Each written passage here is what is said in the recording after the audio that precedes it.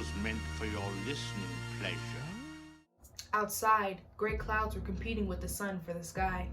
Clarice left the office quickly, laughing at something her friend had said.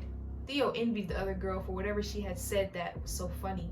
He didn't know what made Clarice laugh. Maybe he was better off with Gertrude and her silence.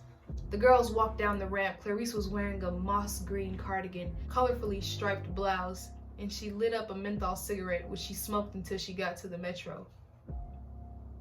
You followed her all the way to the metro? She already had a ticket. Theo brought one for himself just in time to find them on the platform. He entered the same carriage, the next door down. A multitude of faces got on and off at each station, but Clarice was indifferent to everyone else, with eyes and smiles only for her friend. They got off in Botafogo. Oh, brother, this guy stinks! Got off in Botafogo and took the bus toward Jardin. Bro, these are some big words for these cities, bro. It's so early in the morning, bro. I'm sorry, bro. I don't know how to read, bro. Well, I can't read. Theo hailed a taxi and, enjoying the feeling of being in a film, said, "Follow that bus." Oblivious to the rain that was threatening to fall, dirty children raced through the park. Damn, they gotta be dirty. Uniformed nannies sat on benches, gossiping and flirting with the men who jogged past. Elderly couples strolled along hand in hand. A group of young people sitting in a circle were improvising a picnic. Clarice and her friend were graciously included in the scene. They pulled semi-professional cameras out of their backpacks and began to photograph blue flowers and imperial palms. They took photos of each other taking photos. Clarice put her camera away and put on some pearl earrings. She smiled at the lens. A 19th century lady struck poses in the garden beside the pond, bent to smell flowers, and swanned up and down the stairs of the old manor in the middle of the park. She had the eyes of a lioness. Lit by the sun, Clarice examined the photos with her friend. She hooted with laughter at some and asked her friend to delete others. Theo wanted to see them, to have them for himself, including those that have been summarily deleted. From a distant tree, he also photographed Clarice, but with his eyes, saving the images in his memory between one click and another. The two friends ate an apple at dusk. 10 hours had passed without him noticing. He hadn't even had lunch. Boy, what time is it? It's nighttime. Dusk is like dusk. That's like sunset, right? He showed up at the school at 6:30 in the morning, and it's sunset now. Boy, 10 hours. Oh, he is literally Joe from You. He is literally, bro. Clarice said goodbye to her friend and lit a menthol cigarette. She climbed steep stairs, turned corners, and crossed intersections. She walked lightly, a petite girl swallowed by the crowd. She turned into a short street, took a key out of her bag, and opened the door of a house surrounded by a high stone wall. Theo waited a few more minutes and wrote down the address. He behind every tree like this with it, y'all. He watching this girl. He following her. Behind the mailbox. Behind the stop signs. Behind other people. While they walking. He caught a taxi to the university to get a car from the parking lot. Oh, so he left his car at the university. At home, he greeted his mother with an agitated kiss. He showered, shaved, dabbed on some cologne, and put on the best item in his wardrobe, a green polo shirt that sat well on his broad shoulders. "You look nice. Where are you off to?" asked Patricia, returning to reality in the commercial break of her soap opera. She was stroking Samson, whose head was on her lap. "Oh, to meet a girl. I'm taking the car." It was wonderful to not have to lie. He often made up promising stories about girls he hooked up with in the back row of a cinema. How to explain that he hadn't brought home a single girlfriend since his adolescence. How to explain that he preferred to watch European films alone. If he didn't say he went out with girls, his mother would think something absurd. My chair is falling. If he didn't say he went out with girls, his mother might think something absurd, perhaps even going as far to assume he was a homosexual. What's wrong with that, bitch? Damn, niggas be so judgmental. You ain't even sucked no dick before. Like, try it first before you just judge, bitch. The fuck? I'm sorry. I'm gonna go. I'm gonna take this and take it. Ew, gay! He didn't relate to homosexuals. They were impure, motivated by sex. He'd rather be a hermit than gay. Dry the fuck up, do you hear me? With nothing but your left hand. Cause your right hand gonna fall off cause you so dirty cause you a hermit. Now he could tell the truth. There was no reason to lie to Patricia, or even to himself. He wanted to be in the back row of a cinema with Clarice. Doing what, boy?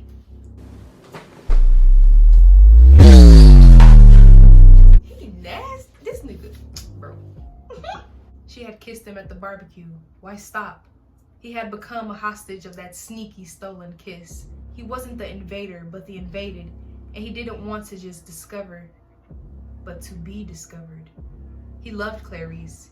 He admitted to himself he needed to be loved. You spent, what, 3 hours with this girl? One night. I love her! Theo was annoyed at the thought that he wasn't going to see her that night. He'd been in the car for over 2 hours, watching the lights in the bedroom, shadows moving back and forth between the curtains. A red Corsa pulled up in front of the house and honked twice. Clarice appeared at the door, enchanting in a black dress. Ooh. The driver got out to greet her. He looked to be in his late 20s, almost 30. His large rectangular glasses and the formal black clothes made him look older. Clarice gave him a peck on the cheek and got into the car. Yikes. Bro, y'all can't tell me this not Joe, bro. Players! A few minutes later, they were in the district of Lapa. The man got out of the car with a large backpack and walked into the Cecilia Morelli's concert hall holding Clarice's hand. A flyer on the door announced that night's program. Young Brazilian Symphony Orchestra, Concerts of the Youth. That night, they were going to play Anton and Dovre, Symphony No. 9. Theo didn't want to stay for the performance. The image of the orchestra with their serious faces, violins and cellos already irritated him. Nor did he want to see Clarice kissing another man. The hand-holding had already been offensive enough. He ended up buying a ticket. Among the heads of the women's hair, he managed to identify her, sitting next to the girlfriend she'd been with earlier. The man was nowhere to be seen. When the concert began, Theo spotted him in the middle of the orchestra with his rectangular glasses, playing a reddish-colored violin. Overwhelmed by a strong feeling of antagonism, Theo barely paid attention to the music. An ant wandered on the back of the seat in front of him before his thumb crushed it. Afterward, the three young people went to a nearby bar where they ordered pizza and beer. Fueled by the bottles on the table, they seemed to have no end of things to talk about. Clarice drank excessively for a woman. The clock showed 3 a.m. when the man left the table. He walked over to his car, tensely polishing the glasses on his shirt, then slammed the door and drove off. Theo craned his neck to try and see what was going on. The girlfriend was still sitting at the table, drinking and talking to herself. Clarice had gone outside where she lit a cigarette and stood, arms folded, smoking with brutish movements. Theo wanted to approach her, but it didn't seem like the right moment. Clarice flicked her cigarette butt into the gutter and went back inside. She ordered shots of tequila, which were quickly downed with lime and salt. A few hours later, she and her friend paid the bill. They left the bar with their arms draped around each other's shoulders, tripping along the irregular sidewalks of Lapa. Clarice hooted with laughter, leaning on her friend, who looked a little more sober. They talked loudly, unafraid of the poorly lit street. He followed them in a car with the headlights off. Let's get into our creeper mode. He following him, he following him, he following him, he following him, he following him. 2 empty taxis went past, but they didn't try to flag one. On a deserted street corner, Clarice and her friend exchanged caresses, which led to breathless kisses, mussed-up hair, and shoes kicked off. Damn, they on the corner with it? Golly! They getting it popping on the corner, ain't it? They kissed and laughed, mouths thirsty for pleasure. The friend ran her tongue across Clarice's skin, tasting... Hold on! She a homosexual. Oh my God. He just said he don't want to be associated with homosexuals. Hey, find your new girl, bro. She like girls, bro. Tasting her fair skin and discreet freckles, Clarice opened her mouth and dug her colorful fingernails into the friend's thighs as the friend nibbled on her neck. Theo's first reaction was to close his eyes. How could she? He wanted to jump out of the car, stop them somehow. Didn't she know when enough was enough? When a couple turned the corner, Clarice pulled back but continued to stroke her friend's hair. A taxi drove past, and the friend, now Theo find it hard to call her that, signaled for it to stop. Boy, goddamn, go find you another bitch. She like girls, obviously. Or she just like her friend and shit. She gave Clarice a noisy smack on the lips. Mwah! Mwah! One of them. And waved at her through the window before the taxi drove off. Clarice couldn't even walk in a straight line. A car sped past honking as she was crossing the street, and she came to her senses just in time to throw herself onto the sidewalk, cursing at the driver. She picked herself up with difficulty, blood trickling from a grazed knee. She took another few steps and fell again. She found a dark corner, the doorstep of an old house, and fell asleep right then and there. Girl, she don't give a fuck about nothing. Theo approached her in silence, not wanting to scare her. He took her arm and stroked her hair to wake her up. Clarice half opened her eyes. What? Let's go. Let's go. Come with me. What? You're sleeping in the street. Come with me. I'll take you home. She accepted, allowing him to support her full weight. He helped her into the Vectra, and she leaned her head back. The smell of alcohol had flooded the car. What are you doing here? She asked, her words all scrambled. Theo thought of an answer, but Clarice went back to sleep, eyes moving rapidly as if in a nightmare. Who was she dreaming about? Her girlfriend? Or you kidnapping her and doing something to her? She is drunk at 3 in the morning on a dark street on somebody's porch that she don't know. Drunk as fuck. I don't know. Like, what are you doing, bro? Go home. Your friend called for a cab. Why didn't you either go to her house with her or, you know? He parked in front of her house. A few people were already waking up for work that Tuesday morning. The light was tenuous and fresh. The clock on the dashboard read 5:30 a.m. He found a bunch of keys in her bag and woke her up. Which one is the right key? That one. Let's go. I'll help you. He got out of the car. Watch your step. He held her by the forearm and caught a whiff of her perfume, suffocated by the alcohol. There was some barking on the other side of the stone wall, but the fact that it didn't come any nearer made Theo conclude that the dogs were locked up. He turned the key and walked in.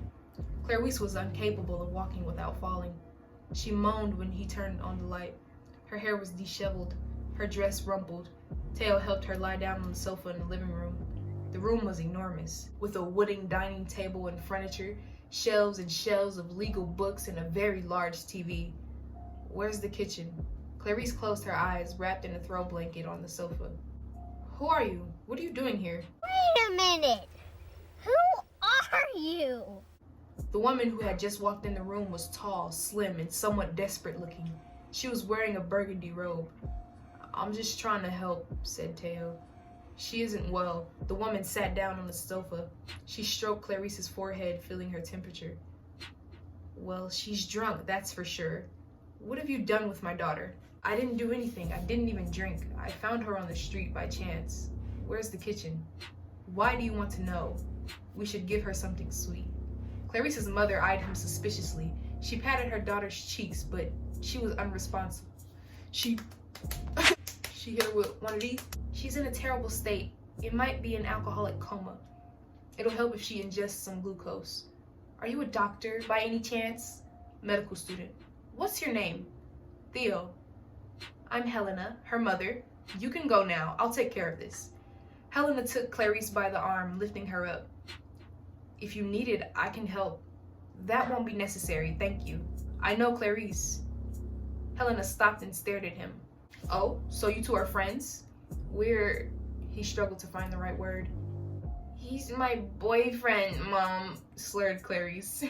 Theo doubted his ears and Helen repeated, boyfriend? My new boyfriend. Talk tomorrow, Theo, she said. He was pleased that she knew his name. Thanks for everything. Helena and Clarice disappeared down the corridor. Later, lying in bed, Theo couldn't sleep. He's my boyfriend, Mom. What did she mean by that? Clarice was fragile. She drank too much and did things she shouldn't. How else to explain the scene with her friend? Did she know he'd seen it all? Maybe she just don't give a fuck. Maybe she like outlet. Maybe she like outlet. Maybe she into outlet, Theo. Did you ever think of that? Maybe she like all that shit. The fuck? Now that he thought about it, he was certain it was the friend who had taken the initiative. She'd taken advantage of Clarice's state to force herself onto her, to steal kisses and embraces. He would never do such a thing. He preferred to win her over discreetly, with small gestures, showing her how they could be happy together. Talk tomorrow, Theo. Sir, discreetly with small gestures, showing her how y'all could be happy together? You mean like how you just spent 10 hours following her? 10 hours, Theo? You just spent 10 hours following this girl all around, from school to the park to the sidewalk where she was kissing her bitch. Like, discreetly. This nigga got the audacity. Talking about he would never do that to her. You mean like how you was taking mental pictures of her while she was taking pictures with her friend? When you was following them while they was walking through the streets? You mean like that, Theo? Or how you got in that cab and you was like, follow that bus? You would never do that though, huh? Okay. Okay. We'll see what you will do, sir. Oh, we'll see what you will do. If y'all like that, leave a thumbs up on this video and let me know what y'all think he about to do, because if he going this far to follow her 10 hours and then he follow her at nighttime, like while she went on a date with another dude and then took her home and then like y'all let me know let me know, because I already know this finna go bad. Y'all know this finna go bad. Sis, it's going down. But anyway, if you enjoyed chapter 3, leave a like on this video, comment down below, Subscribe. all that good shit y'all know, and I'll see y'all for chapter 4. Peace, y'all.